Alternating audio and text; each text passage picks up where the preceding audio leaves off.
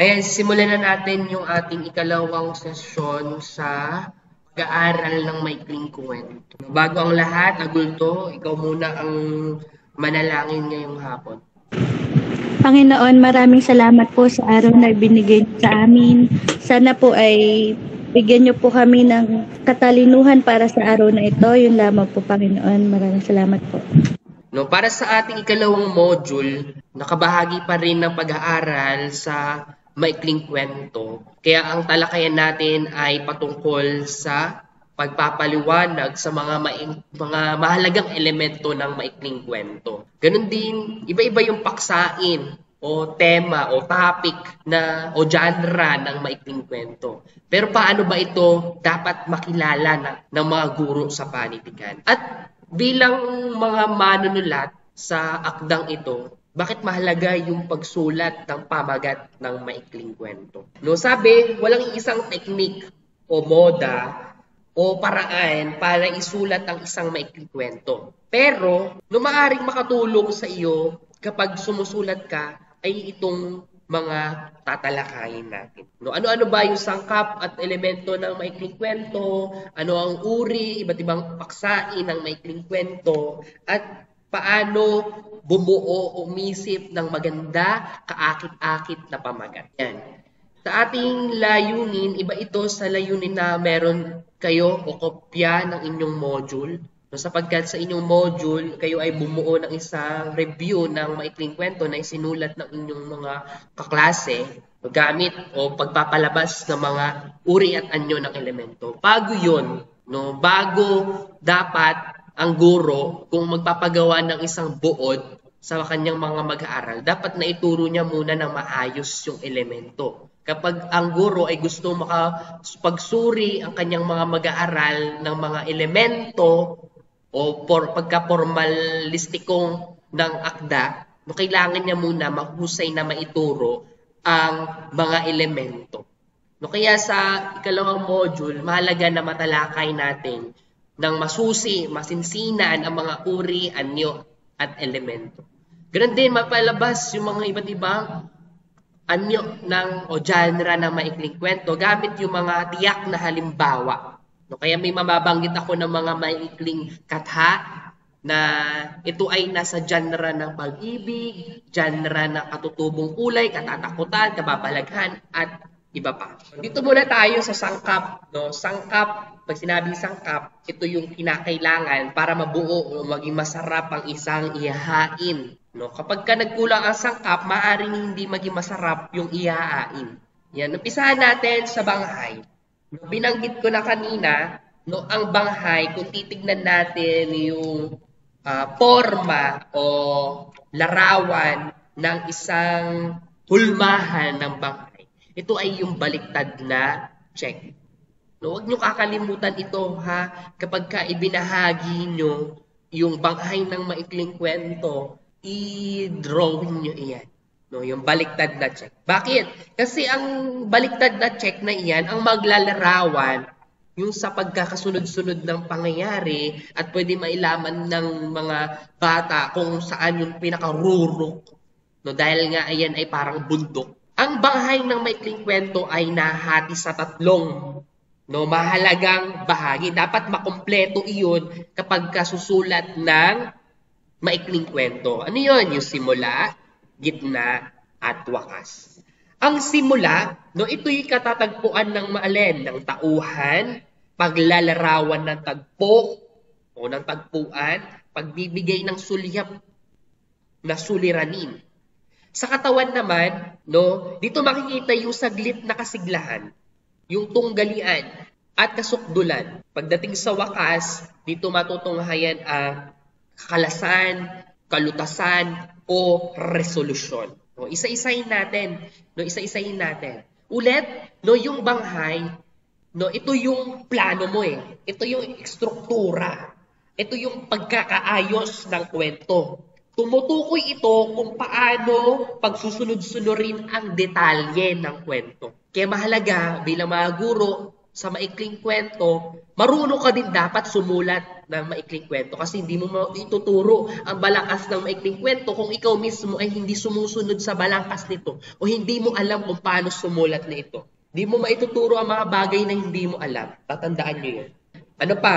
Yung mga pagsasalaysay ng mga pangyayari dahil kitang-kita yung pagtaas ng emosyon, pagtaas ng mga pangyayari. Kaya hindi dapat ang kwento ay walang pagbabago o yung tuwid na daan, tuwid na linya o stagnant. Hindi dapat gano'n. Iyon ay nagpapakita pa rin ng may maayos at masining yung paglalahad. No, para mapanatili yung kawilihan ng iyong mga mag-aaral. No, at dito ay mas-suspense talaga. No, kapapanabikan ng mga mambabasa. No, isa-isayin natin para maging malinaw. No, maaring simulan ang iba't ibang moda o paraan sa simula. No, maaring ilarawan agad ang tauhan, tagpuan. No, pwedeng mauna ang tagpo.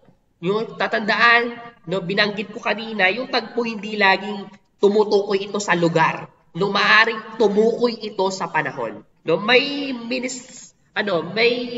misinterpretation diyan pagdating sa tagpo ay laging tagpuan lamang, hindi ganon. Malaking pagkakabali iyon ha. May mga kwentista, no, o iba pang tawag sa mga manunulat ng kwento ay mananagli na mabisa ang simula dahil sa kalinawan at tiyak, no? Tiyakan ng lugar at maayos na paliwanag sa panahon. Pwedeng mag-umpisa ka sa tagpo. No, kasi kapag ka ang mambabasa, pamilyar doon sa tagpo na ibinabahagi mo, no, maaring may hinua agad siya, maaring may karanasan din agad siya. Sabihin niya, ay, parang nanggaling na rin ako doon.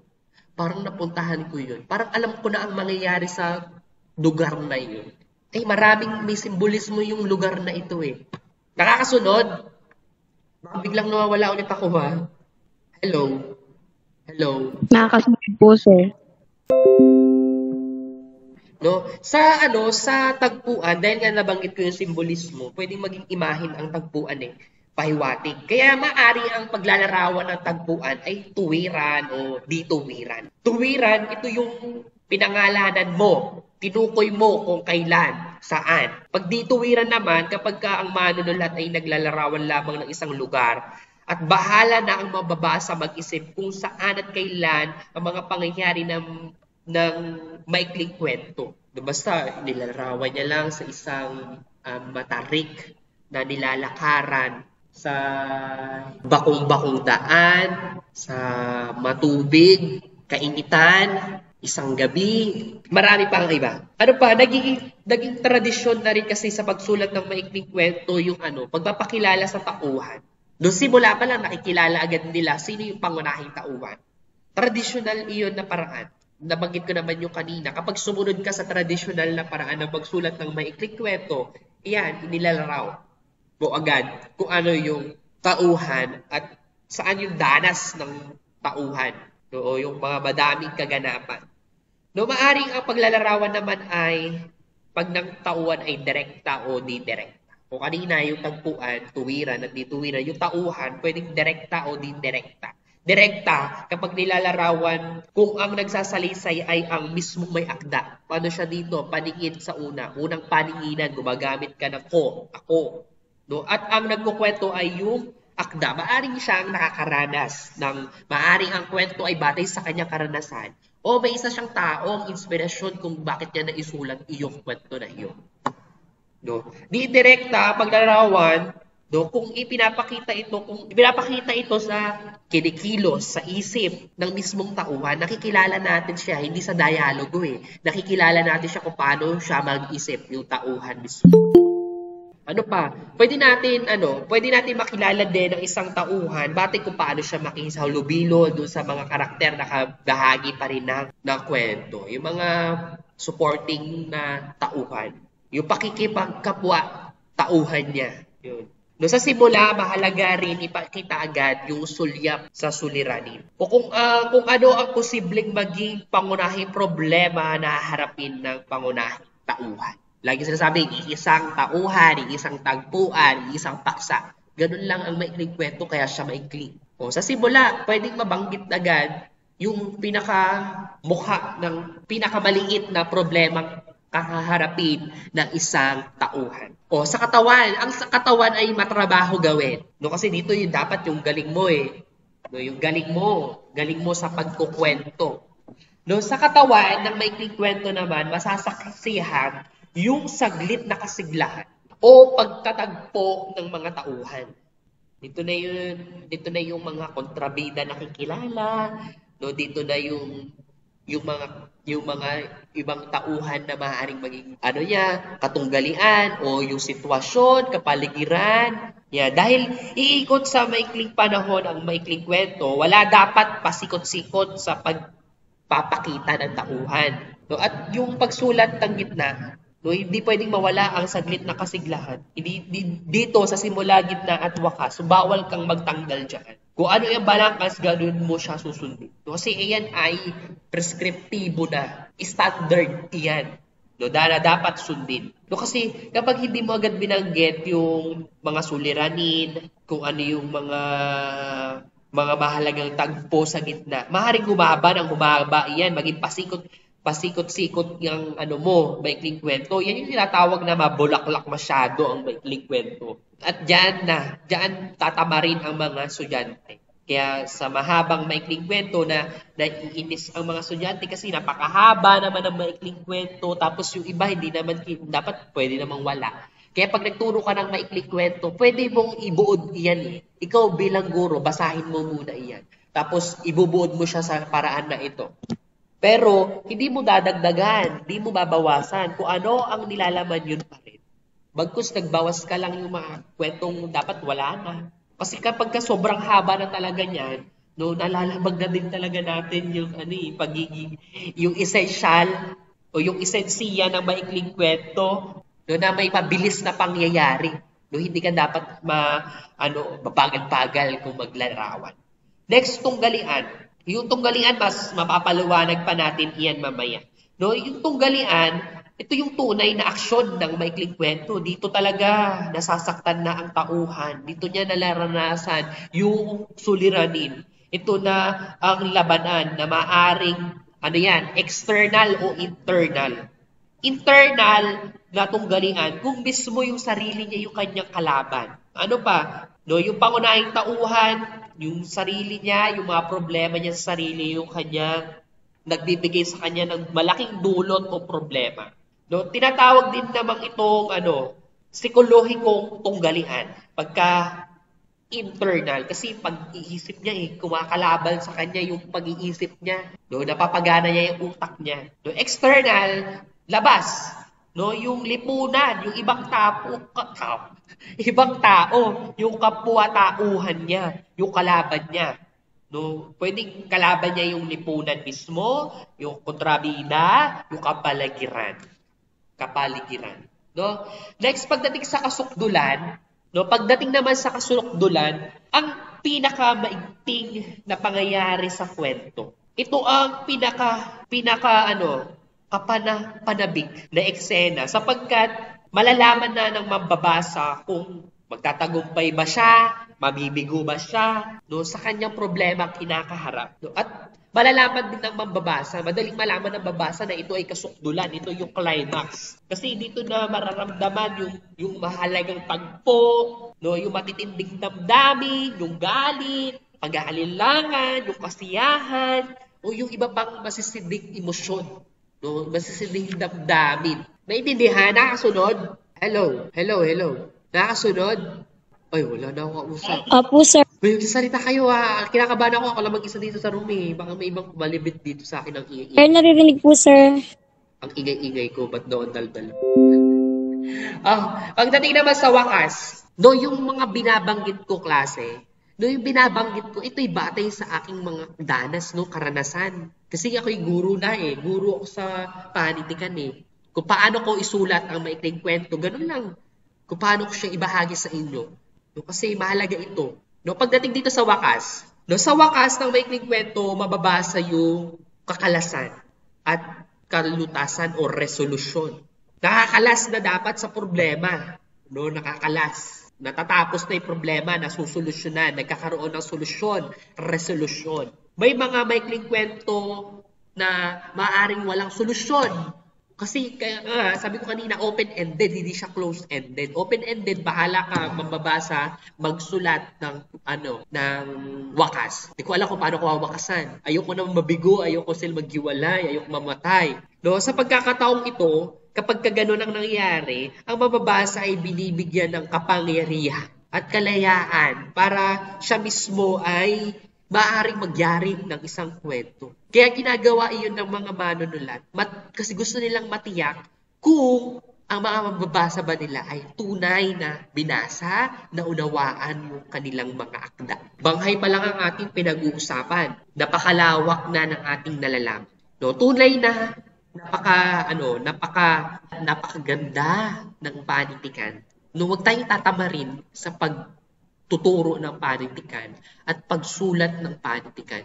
Kasi masaya no, masaya. Lalo na kapag gusto mong maglabas ng iyong sama ng loob na nararamdaman, ng kasiyahan. Sumulat ka. No, maaaring maging inspirasyon yan sa iba. Ayan, may mga gawain sa module, no? May mga gawain sa module kung paano gamitin ang banghay ng maikling kwento. No, ilalaktawan na natin ito kasi nagawa nyo naman. Anong sa banghay? Wala po.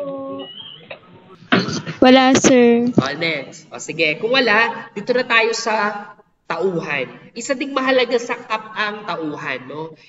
Dito, yung papel na ginagampanan ng isang tauhan. Sila yung tinatawag na bida, kontrabida, no, protagonista, antagonista. No, ito'y paliwanag ni Edgar Allan Poe. No, bukod sa banghay, mahalaga ang tauhan. Kasi ito yung bubuhay sa mga dialogong isinalaysay ng manunulat. Siya yung nagsasalita ng dialogo. Siya yung nag-iisip, siya yung naglalarawan sa isip ng may akda. Maaring siya ay nakakaramnas ng iba't ibang emosyon. Maaring siya ay nalulungkot, nalulumbay, nagtatangis, tumatawa. Ibig sabihin, siya yung pinaka-sentro ng kwento. Siya yung pinaka-kasama ng mambabasa. At sa madaling sabi, ang tauhan din ang makakaranas ng suliranin na kakarapin. Siya din ang magbibigay ng solusyon. Kung hindi mabigyan ng solusyon, siya yung makakaranas ng matitinding kikimerutan. Matitinding problema. May dalawang uri ng tauhan. Bukod sa bida, kontrabida, may isa pang uri ang tauhan. Ito yung tauhang bilog at tauhang ngaba. Lalo na sa mga makabagong modules ngayon, makababasa nyo ito, maipapaliwanag nyo ito. Pag sinabing tauhang bilog, ito ay tauhang nagbabago. Ang pag-uugali, ipinapakita sa kwento. Maaring dati siyang masama, nagiging mabuti. Maaring mabuti siya, na-influensya ng mga maling gawain, naging masama. No, yung mga makasalanan, naging banal. Yung mga amo dati, naging malupit. Pwedeng magkaiba ang maging mukha. Positive, negative. Nagbabago kapag bilog. Kaya nga bilog, minsan nasa taas, parang gulong, minsan nasa baba. Ang tauhang lapad naman, no, lapad, ayan, tuwid lang. Pag sinabing tuwid lang, hindi, walang pagbabagong nangyayari. No, hanggang wakas, ganun pa rin siya. Salbahe pa rin siya. Hanggang wakas, makadiyos pa rin siya. Kahit nakita niya ng mga bad influence siyang kaibigan, ganun pa rin siya. No, ipinapakita lang yung mga tauhan, may kakayahang mag-isip kung paano siya maging yung karakter niya, yung personalidad niya. Ang tauhan mismo ang huhubog. No, maaling ito ay because o nurture or nature dahil sa influensya ng kapiligiran. No, tatandaan nyo sa tauhan, ito ay tumutukoy sa personalidad na inilalarawan, kinakatawan, nilalantad sa kwento. No, katumbas ito ng persona sa tula. No, gamitin nyo yung salitang persona kapag tula. No, mula ito sa imahinasyon, no, mula ito sa imahinasyon ng manunulat. Maaring siya ang tauhan doon, maaring may nakilala siya, naging inspirasyon sa kanya, o nakikita niya sa kapiligiran, ginamit niya ang tauhan na yun, o yung persona na iyon. No, at paano ito napapakilos ng may akda? Sa paraang naratibo, no? Napapakilos niya, napapagalaw niya ang tauhan. Next, Ang tauhan, no, bago siya magsalita, dapat may nabuo mo ng naratibo, dialogo, ang manunulat. Ibig sabihin, ang tauhan ay ugat ng dialogo. Hindi ka makakalikta ng dialogo nang walang magsasalita. Yan. Next, ano pa? Sa tauhan kasi, malalaman natin yung karakterisasyon. No, karakterisasyon. Ito yung ipapalabas natin sa ating mga estudyante. Hindi kung sino siya. No, yung karakter niya. No, kaya tigilan yung sino yung pangunahing tauhan, tigilan yung mga tanong na yon, o tigilan yung mga tanong na masyadong mababa. No, yung kita-kita agad yung sagot. Hayaan mong ilarawan ang karakter ng tauhan. Kasi pag sinabi karakterisasyon, ito yung representasyon ito eh. O yung pagkakalikha sa tauhan, o yung personalidad ng tauhan, paano nalikha. No, lalo na kapag pinasadulaan nyo ang maikling kwento, kitang-kita yung karakterasyon ng mga estudyante gaganap sa tauhan. No, yung karakterisasyon kasi, proseso yan ng paglikha ng manunulat. Dapat isipin niya kung sino, anong uri ng tauhan. Mag-aaral ba? Basugirlero ba? Babae ba? Bakla ba? Ina ba? Tatay ba? May kapansanan ba? No? At yung karakterisasyon kasi, kitang-kita yung pagbabago, yung pag-unlad. No, pagbibigay katangian, no, sa pamamagitan na maayos na pagganap sa tauhan. Mga manunulat sa maikling kwento. Gusto mong sumulat ng maikling kwento, galingan mo yung balangkas, galingan mo ang tagpuan, galingan mo ang tauhan. Tanong sa tauhan. Tanong sa tauhan. Wala po, sir. Sir, wala po. Sunod tayo. Ito, yung tagpuan. Mahirap to ay. Mahirap talaga ito. Ay nako. Next, ang tagpo o tagpuan, malaking problema dito sa mga naging guro natin sa Pilipino. Lagi nilang sinasabi na ang tagpuan ay lugar kung saan naganap ang kwento. Pasok na yon ha. Hindi mo na maitatawid iyon. Natatandaan, ang tagpo ay elemento ng katha na talagang tumutukoy sa lunan. Tama naman talaga. Pero tumutukoy din ito sa panahon o oras. Sa Pranses, sa salitang Pranses, sa ibang kong mga nabasa, ito ay kilala din bilang milieu o yung kapaligiran, nung kapaligiran ng isang tauhan, nakaka-epekto yun sa kanyang paghubog ng karakterisasyon. Ibig sabihin, yung kapaligiran na ginagalawan ng tauhan, kung iyon ang inilarawan ng manunulat, may malaking impluwensya iyon. No, may malaking impluwensya iyon sa pangunahing tauhan. No, yung milieu, ito yung social na kapaligiran ng tauhan. Magandang halimbawa nito, bakit nagiging bakla ang isang lalaki? Dahil sa impluwensya ba ng kapaligiran o ito ay batay sa kanyang genes? Kapag gusto mo ito ay batay sa kanyang nasa kapaligiran, tinutukoy mo doon yung milieu. Sa tagpuan, ginagamit din yung tono ng damdamin at mood. Hindi laging lunan. Yung mood, damdamin, yung tono. Sa panahon naman, kung tag-init o tag-ulan, yung oras sa inyong module, may dalawang kaparaanan sa paglalarawan ng tagpuan. Patiyak at pahiwatig. Patiyak kung ang hayagang binabanggit ng kwento yung nabanggit ko na kanina. Yung lugar. Pagka pahiwatig, pagsasalaysay lang. Next, halimbawa nito, sige, mga halimbawa ng tagpo. Halimbawa yung bukang liwayway. Dapit hapon, disyerto, gabing bilog ang buwan. Pag sinabing bukang liwayway, ibig sabihin din doon ay may bagong pag-asa. Pagsasalarawan iyon ng tagpuan. Dapit hapon, yung kamatayan. Sumapit na ang dapit hapon. Yung kawalan ng buhay. Pwedeng disyerto ng isang ilaw ng kandila, isang paru-paro, kamatayan. Gabing bilog ang buwan, maring misteryo, panganib, o yung pagbabago anyo o kabaliwan. Mahalaga ang tagpo sa maikling kwento kasi maraming mga manunulat na nakadepende sa panahon o lunan, yung katangian ng kanilang kwento.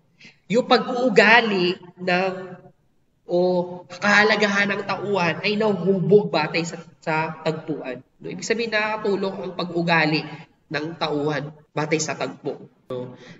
Ito ang humuhubog, ito ang nagtatakda. No? Ito ang naghumuhubog, nagtatakda sa mga tauhan. No, kapag ikaw ay manunulat at naggumagamit ka ng tiyak o di tiyak na tagpo, dapat pamilyar ka kung paano ito gamitin. Alam mo yung pisikal na kabuuan nito at yung pahiwatig nito. Kasi hulaan iyan ang mga mambabasa. Iba ang nakikita natin pisikal sa puok, iba yung pahiwatig nun, yung sinisimbolo nun. So, ulit, mahalaga ang tagpuan dahil ito ay nakuhubog sa mga katauhan. So, personalidad. At nakakatulong sa mga mambabasa ang pagpapanatili ng atensyon sa pagbasa o pakikinig. No, at nakakatulong sa magandang pagsasalarawan saan? Sa kahulugan ng kwento. Paano ba lumikha ng tagpo? Madali lang naman. No, maring batay yan sa tunay o realistikong lugar. Luneta Park, Bukid, Bahay, Bungan, Disyerto. O maring batay yan sa lugar ngunit kinukubli sa ibang pangalan. Ito yung mga stereotype na pangalan. Kung mahirap, ginagamit nila minsan yung squatter. O kaya naman, maring ang manunulat dahil marami siyang nalalaman na matatalinhagang pahiwatig. Yun ay likha niya.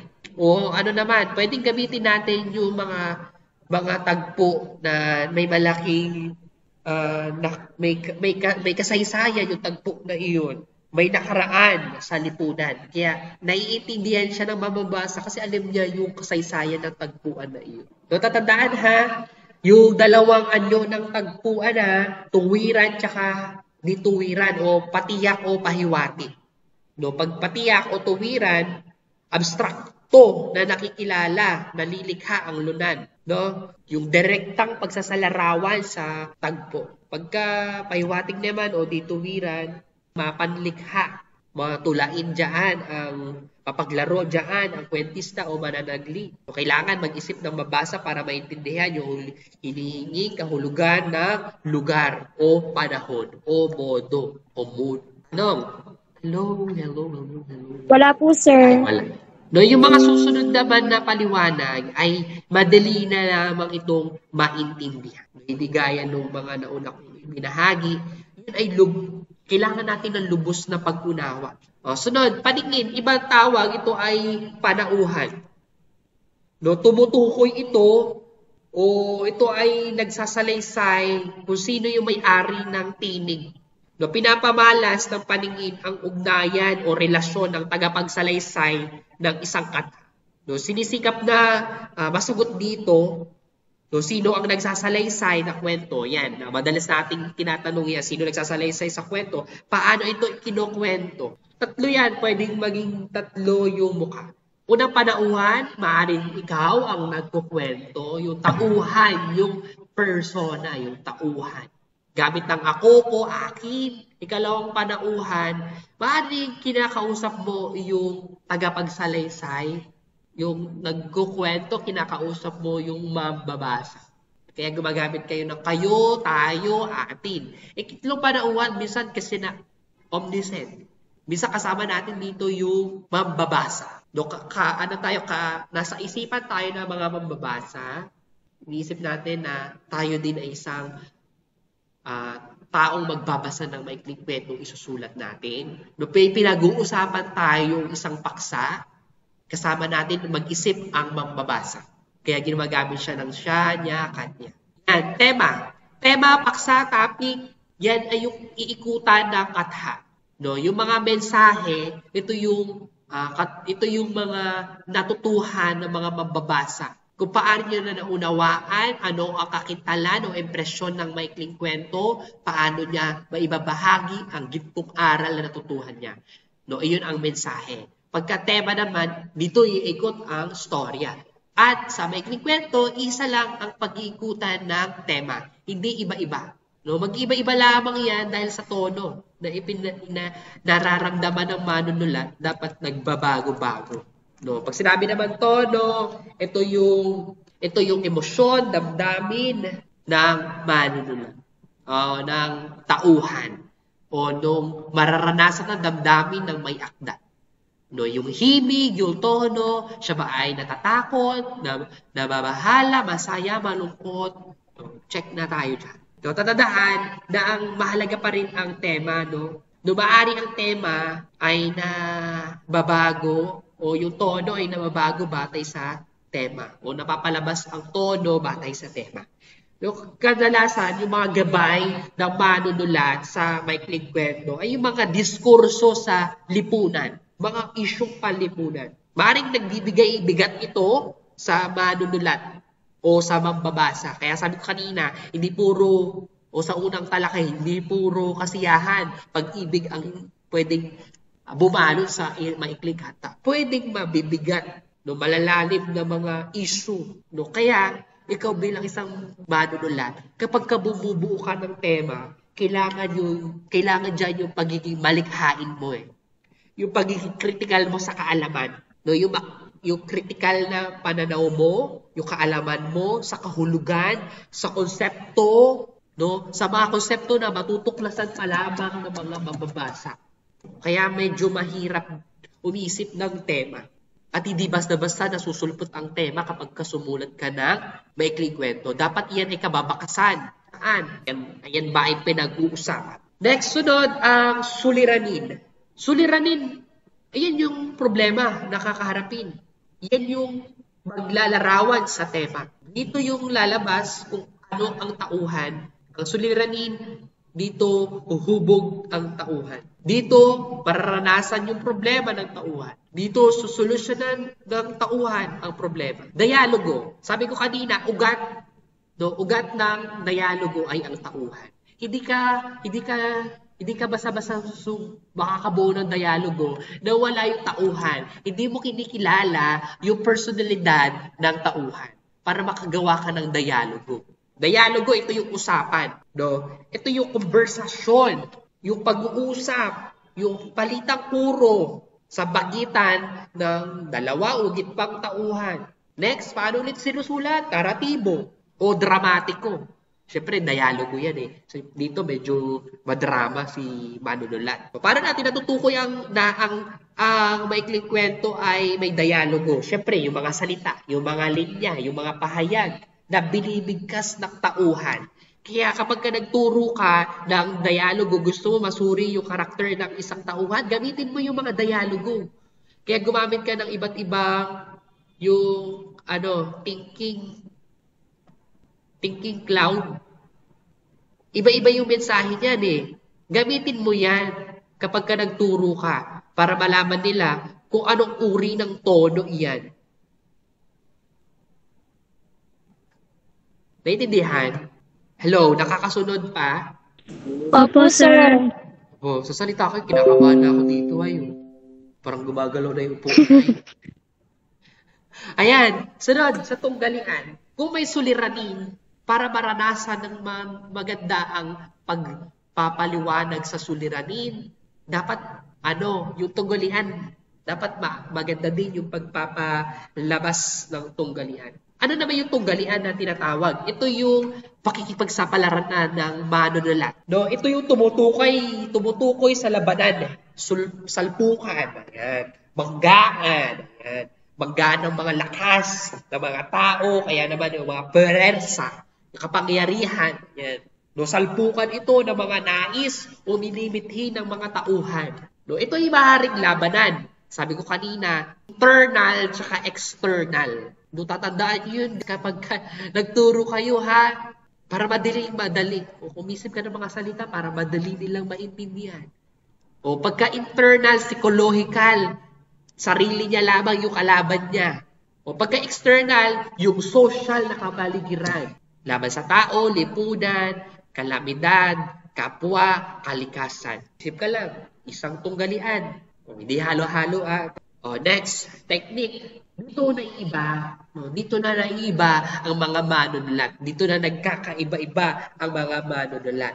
Alam na natin, nakakatulong yung stylistikong pananaw kapag ka sumusulat ka ng maikling kwento. Kaya kapag ikaw ay nagturo ng mga stylistikong paraan ng pagsulat, gagamitin mo yung dulog na stylistiko. Kasi susuriin nila yung mga technique o estilo ng manunulat. No, nandito yung mga may ilan akong ibinahaging teknik o estilo sa pagsulat ng maikling kwento. Ito ay self-explanatory na lamang, no? Dahil madali lamang ito maintindihan. Siguro sa malikhaing pagsulat nyo, ito ay nararanasan nyo iyan, nagagamit nyo iyan. Ang teknik o estilo ng manunulat, ito'y nakakatulong para maging kawili-wili ang iyong akda. Ano pa?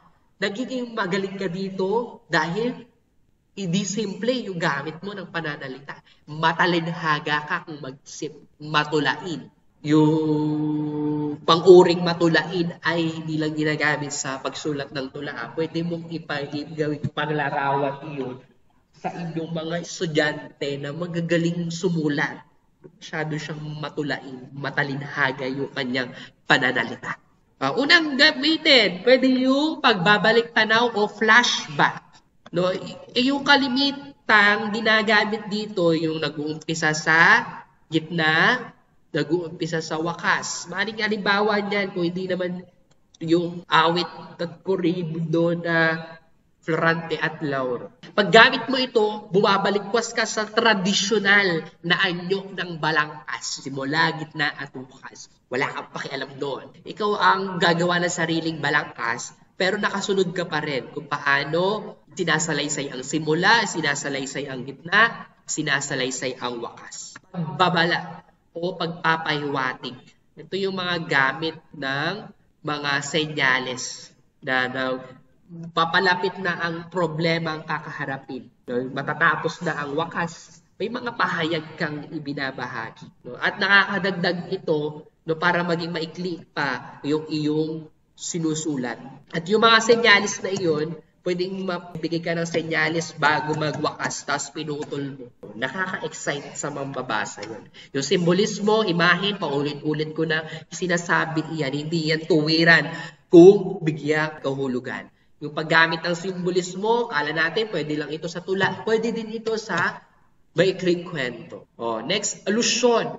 Ito ay may pinanghanguan ka ng mga kasaysayan, kwento sa Biblia, mythological, okay, maaring mula sa isang tao, sa isang lugar, pangyayari, na ginagamit mo iyon para magmukhang kabahagi ng iyong kwento, magmukhang buong simbolismo.